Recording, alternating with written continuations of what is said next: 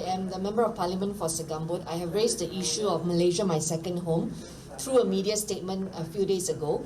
And the issue I want to bring today is on the answer given by the Home Minister in Parliament. He has said that they are reviewing the conditions of Malaysia, my second home, because of security reasons, and they want to make sure that they are only attracting quality visa holders. Now, for an existing program that affects the livelihood of people who have settled here, calling Malaysia their second home, you cannot use the broad principle of security as the main reason to review it case by case. So if you want, police should know by now who are those who are threatening security in this country, and by all means, you can go ahead and terminate those who are creating security threat.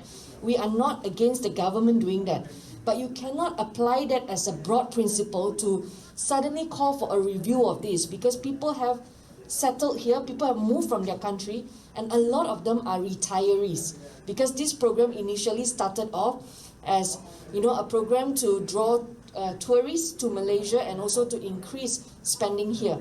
Now, how this affects Segambut? In Segambut, I have the communities like Desa Park City, Mong Kiara, Hatamas area, and they are all here in Malaysia. So when you suddenly do a review like this, it frightens people. People will feel no sense of security. They will want to relocate. Now, when they relocate, it will affect rental of properties. A lot of them are Malaysian owners. It will also affect the F&B industry in these areas. A lot of restaurants are very concerned that suddenly they are losing clients. The other thing is the private schools, the international schools, all of them will be affected. So it's an entire chain of sectors that will be affected by this ruling. So we call upon the Home Minister, if you want to review something like this, you should at least have a consultation session with all the lawmakers, all the MPs who are affected, because this is not just Kuala Lumpur, obviously Penang, they also have this, and even the Sultan of Johor has spoken up about this. And so it affects many states and many other MPs. So I ask that Home Minister will seriously listen to what we have to say.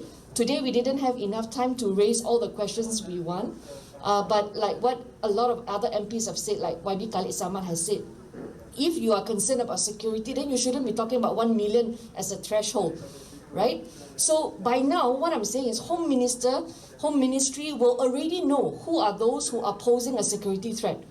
So take action on those. Don't have to apply this on every single person and say go by case by case. The last thing we need is more bureaucracy. At this moment, a lot of people who want to have dealings with our government agencies, because of COVID, they have to go by way of appointment.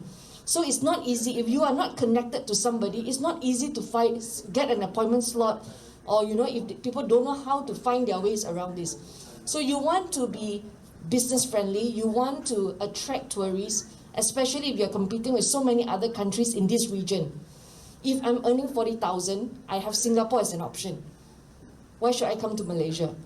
But you want to sell Malaysia as an attractive destination to all these potential tourists. In our areas, a lot of families are affected because they call Malaysia their second home, they come and resettle.